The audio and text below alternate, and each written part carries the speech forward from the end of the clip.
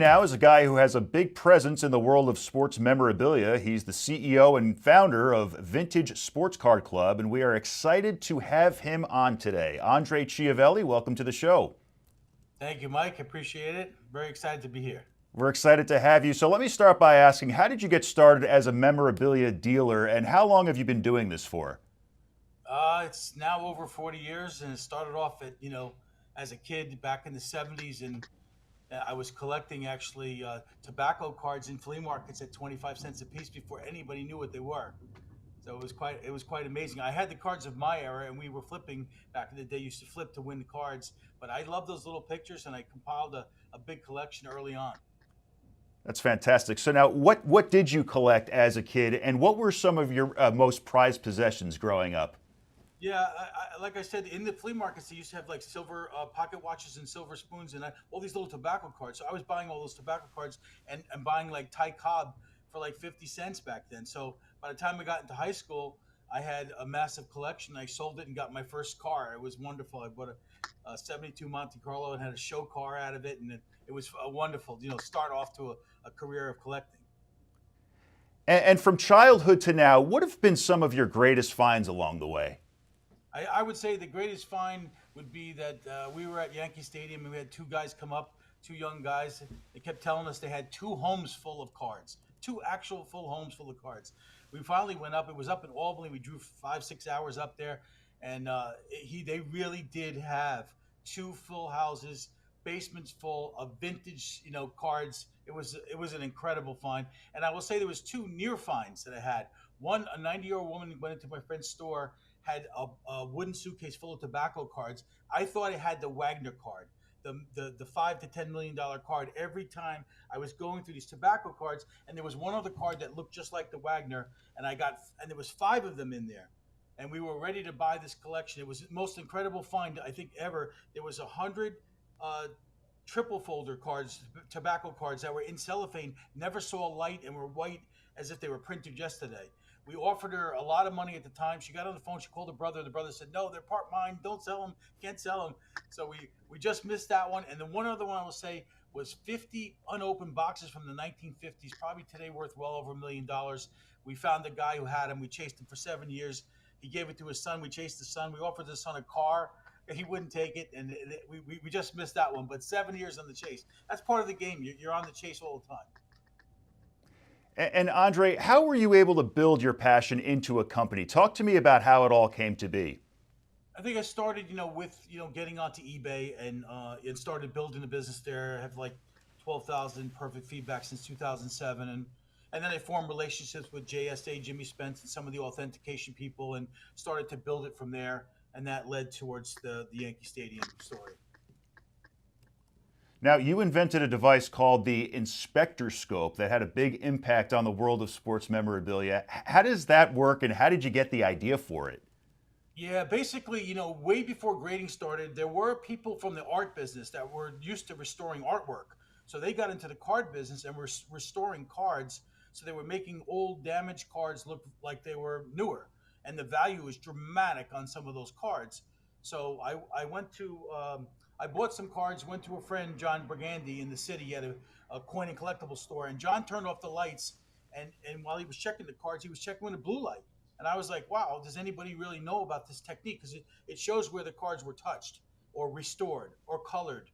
And John said, no, not many people know about it. So John gave me the idea, and I actually invented a portable, like almost a periscope with a plumbing supply, put in a blue light and a white light magnification, and it really could pick up creases you couldn't see. You could pick up restored cards. And once that went out, at one time the National Card Show had them at every single table. You'd see the Inspector Scopes everywhere. It basically helped to clean up the business, and the people who were trying to restore started to leave the business. And then that's where grading came in. They decided to take it further and encapsulate the cards and grade the cards. So that was the beginning before grading.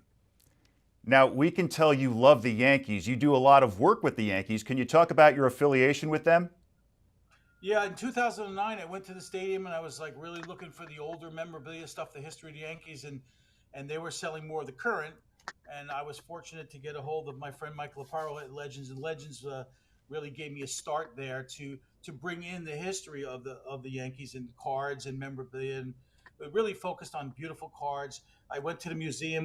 We were right outside the Yankee Museum, and they built me a beautiful 40-foot show kiosk set up. And the Yankee collectors build shrines in their home. They love collecting. They buy, they love the cards, and we got to start there. And then it led to, them winning the World Series in 2009. I was able to get let me see if I can see it, the World Series ring as part of the organization, and then and we're still there today in the Yankee team store behind home plate, main team store selling baseball cards. So it's been a wonderful, wonderful thing. I've actually found myself after the games having a catch from the outfield wall with the players afterwards, and it's very surreal. I was with Andy Pettit with his son one time, and there's nobody in the stadium, and we're having a catch with his son. It was incredible experience being there since 2009. It's a fantastic feeling to be able to do that. Now, as piggybacking off the Yankees, you also have a connection to Babe Ruth's family, one of the most prized figures in the world of sports memorabilia. Who in his family do you know? Yeah, Linda Ruth, his granddaughter, was actually in the museum while I was at the kiosk, and the people came to me and said, "Hey, Linda wants to meet you." So Linda came over, and I had some beautiful newspapers of Babe Ruth hitting 60th home runs, and we started to form a relationship there. But I never forget that when she came there, and she was just talking to me, and some of the little kids noticed it was Babe Ruth's granddaughter. They were like, "Hey, you're Babe Ruth's granddaughter. Can I get a sign for me?" And the next thing we looked, both me and Linda looked up, and the stadium was wrapped around the stadium. People waiting online. They left the seats. They left the game. Everything to meet Linda. So we started a relationship, and then I created a licorice company, Long Ball Licorice, where that we were looking for a replacement for chewing tobacco, which was banned. And I got the license from Linda and the family, and we started this company and sold licorice in 60 to 70 stadiums. And yeah, a lot of fun. She's a wonderful person. She has great stories of the Babe, and I was actually her guest at her auction when she sold some of the original Babe Ruth memorabilia in the Yankee Stadium. It was incredible. She's a great person. Andre, last question. The way to reach an audience and clientele has changed since you first got into the industry. How helpful have resources like social media been for people like you? Facebook has been a complete boom. There are collector sites on Facebook that have 20,000, 50,000 collectors, and they're specialized in that. There's a couple I like to mention. Nick Agnet's site, which is 1985 and older, vintage cards by Mark Fehrenbacher, 1860 to 1993. But those specialized sites have thousands of collectors, and they're looking to purchase all the time. It changed the whole game now. And then you got also have Whatnot, which is coming on incredibly as live auctions, and they're going on all the time. We're going to be on there soon.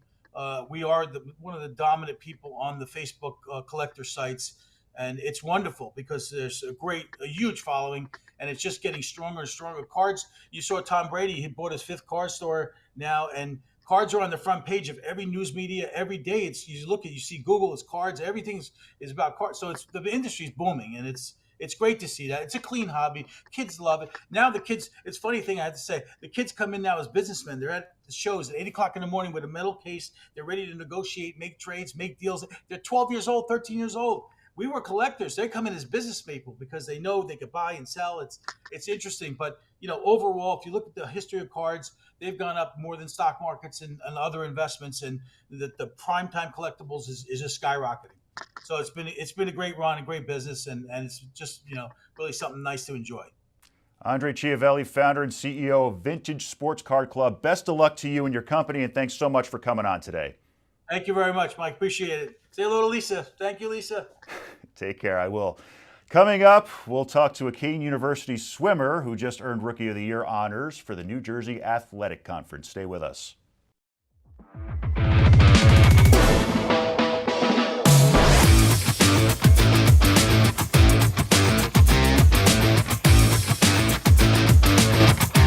Joining me now is Kean University swimmer Braelyn Wilson, who had a year to remember. In addition to winning 7 all-conference selections, she was just named NJAC Rookie of the Year. We're so happy to have her on. Braelyn, welcome to the show, and a big congratulations. Yeah, thank you. So Braelyn, let's go back to the early years. How did you first get into swimming? Yeah, I started swimming when I was 8 years old, and I'd say most swimmers start between the ages of 5 and 11, so pretty average there. But from one of my teachers and some of our friends, they recommended it, and I joined a summer league team and then did not stop. I went right into year-round swimming after that. Well, it was the right decision. Now, who have been some of your biggest inspirations along the journey?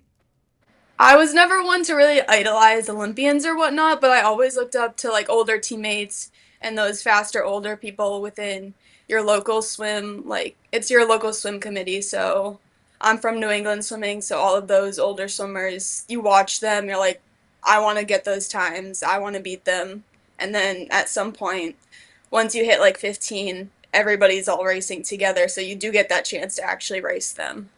Well, your being from New England brings me to my next question. Being from Mount Vernon, New Hampshire, how did you end up choosing Kean University over all the other schools? I was really looking at schools from a swim perspective as long as they had my major and the other things I was looking for. So I just was kind of looking at the different times within each of the teams along like the East Coast and seeing where I would fit best, like not being way ahead of everybody, but not being way in the back. And that I would get like opportunities to swim on relays and such. And then I started talking to Chris a little bit and I really liked him. So then I decided to go with it. Well, you're a well-decorated swimmer. You don't become as successful as you are without a lot of hard work and dedication. Can you talk a little about your routine to stay one step above the rest? Because as you know, swimming is just as mental as it is physical. Yeah, I'd say I chose my senior quote last year to be intentional because that's something that I love to live by.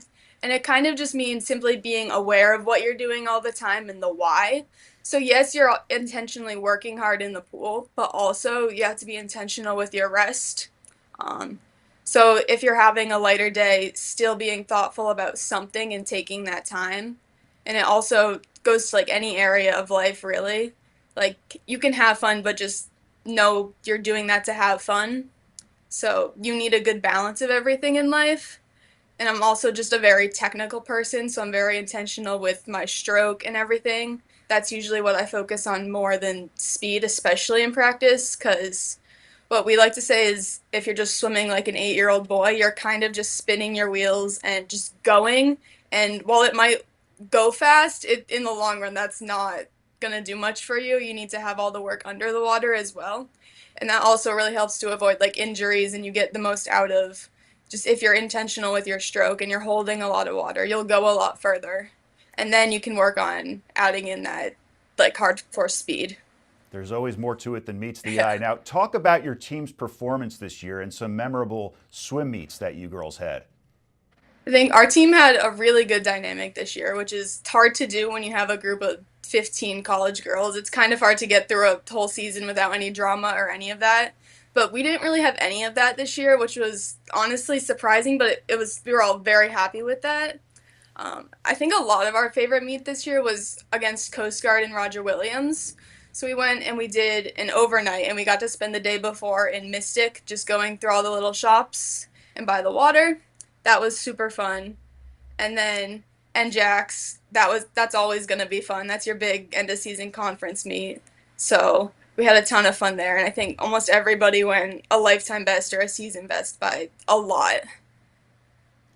Now, are there any teammates you've grown particularly close with during your first year here? So I'm rooming with another swimmer, so Victoria and we got pretty close. Last week we were having like a dance party sing along till like almost midnight. We had the speaker full volume and no one complained about the noise, so we just kept going.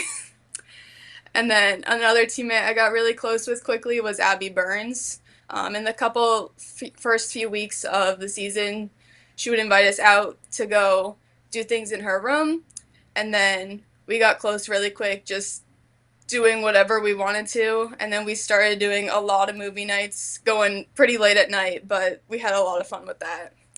Party while you can. Yeah, Yeah. absolutely. So you'll continue to grow as a swimmer and as a person over the next 3 years at Kean University. What's something you learned this year that you think you'll take with you into next year? I think so. Last year, I really started to prioritize myself instead of just grinding in the pool, only doing that. Like I started sleeping, like going to bed earlier instead of staying up till like 2 in the morning doing my homework. I started thinking about more about what I was actually doing. And I think finding that balance of work and fun is super important, and well as knowing how to keep time for yourself. And then also knowing how to just go full send in practice, like not to hold anything back. I think that's super important that I've gotten much better at this year and hope to continue getting better. And now the $1 million question. What was your reaction when you found out you were named Rookie of the Year? The goals I had gone into the season with, I well surpassed those. I was not expecting to drop as much time as I did. I knew when we had our first meet of the season, I almost won a best time in one of my events. I hadn't dropped it in 3 years, and I'm like, this is going to be a good season. So I've gotten a couple of Rookie of the Weeks throughout the season, and there was always fun trying to swim my best at each meet, trying to get that Rookie of the Week award. And I think by the time NCAA's rolled around, Chris and I knew I was the only freshman who had individual events at NCAA's. So we had a sneaking suspicion that it was coming, but I was super happy once it was announced. Good for you. So you mentioned him before. Coach Swenson has actually been on the show. I also met him briefly at homecoming back in October. How much have you learned from him, and what makes him so great as a coach? So Chris is a very thoughtful coach, and he puts a lot of time and effort into the sets that he writes. And he also, if you're lost or you're not sure why, he will tell you why he does it, which with a lot of coaches, they'll be very old school and they'll just say, do this, like, it's what we've been doing, it's what we're going to keep doing, even if they don't really know why. It's because it's something that's always worked, it's going to continue to work. But that doesn't really push you to the next level. He really puts the thought in, and he's willing to learn and try new things if the plan isn't working, which is always great. And Braelyn, final question. You worked very hard at your passion. You now have a Rookie of the Year award to show for it. What advice do you have for people looking to turn their passion into success? I think just understanding your priorities and finding balance. If you only put work in at the pool but nowhere else, it might get you to a certain place you want to be, but it's never going to get you further than that. It's really just finding that balance with yourself and managing your schoolwork and your swim and just taking that time. It's not easy. You're basically staring at a line for hours a day. Not the most fun always, but just not complaining. It's hard, but not complaining in the water, because if you're taking the mood down, you're going to take the results down. That's something I've learned. And I think also in the off season especially, but finding something physical that isn't your main sport is also super good to keep that variety in there and to keep it fun. I've been rowing a lot this break, and I've been really enjoying that, but in the main season, like we do weight training and other dryland training, having fun with that as well keeps it more interesting so that you're more engaged. Well, Braelyn, congrats again. Thanks for coming on. Keep climbing, and all the best to you and your swimming career. Yeah, thank you. Of course. Coming up, Bobby Santoro joins me to talk about the Yankees, Devils, and our alma mater, Rutgers University. Stay with us.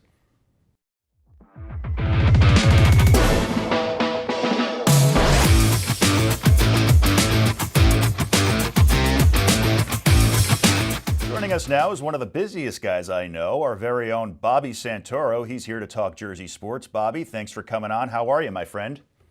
I'm doing well, Mike. Thanks for having me again. Oh, it's always our pleasure. So let's start with the Yankees. They're off to a rather pedestrian start this year. They had a great opening series to start the season, but it's been a far cry from that ever since. What changes have you noticed from then to now? Well, I mean, the big change to me, it's been the starting pitching. I mean, we knew this going in; they were going to miss Garrett Cole, and I mean, you see how their starters are so far. I mean, as a team right now, if I got it right here, it's about five. They have a 5.40 ERA as a team, and that's with Max Fried having a sub-2 ERA too.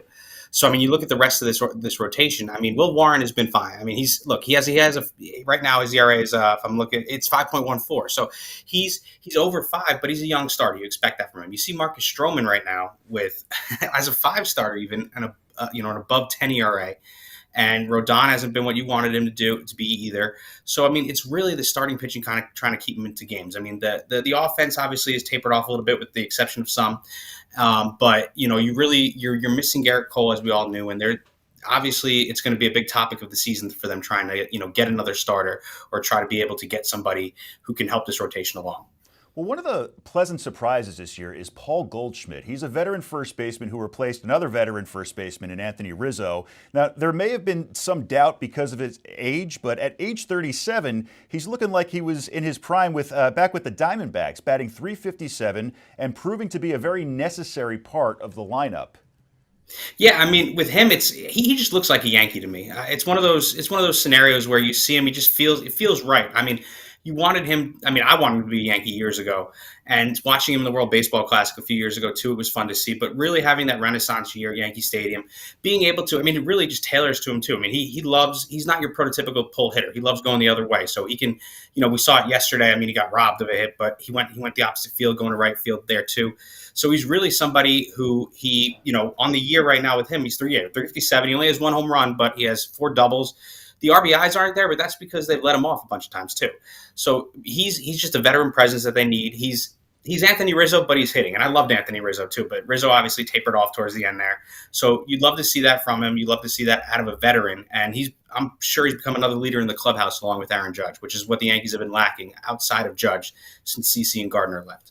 Now, I want to switch over to Rutgers baseball. They're just below 500. They have a good amount of games left. What's the rest of their schedule looking like, and do they have a chance to make a run for the playoffs? I mean, they have a chance. Everyone has a chance. But the thing with Rutgers is they're a young team. They have some, obviously upperclassmen, but a lot of their leaders on the team, you look at someone like Ty Doucette, he's a sophomore. Peyton Bonds, Barry Bonds' nephew. He's also a sophomore. I mean, the two of these guys are really leading the team, and they're young kids who obviously they have some growing to do. The two of them, I think, combine for about I think it's 50 or 60 strikeouts on the year. So I mean that's the only thing that's a little bit you want to improve. You're the two of them, but they both have pop, they both have power, but they're just raw in talent, which is like how this Rutgers team is. Pitching wise, they don't have great pitching either, but a lot of their pitchers are young. Their top 2 pitchers right now, not so much record-wise, but top 2 pitchers like with stuff are freshmen. So again, they have a long way to go now. Barring, I mean, college right now, everything is the transfer portal. So as long as they can keep them, have them staying, they could be a good team in a few years. They could make a run, but their record on the road is, I'm pretty sure they only have 5 road wins. So I mean, they're not a very good road team.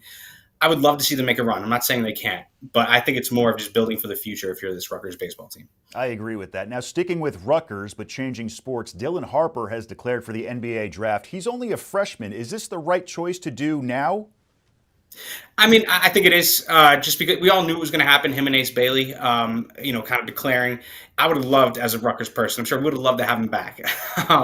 Even with him and Ace Bailey, it was a little bit of a rough year for Rutgers because, you have the two of them and you wanted to maybe build the team more around the two of them, but obviously that's not how it works. I mean, Harper this year, he averaged, if I'm not mistaken, it was around like 29 a game or so, and not 29 a game, I'm sorry, 19 a game.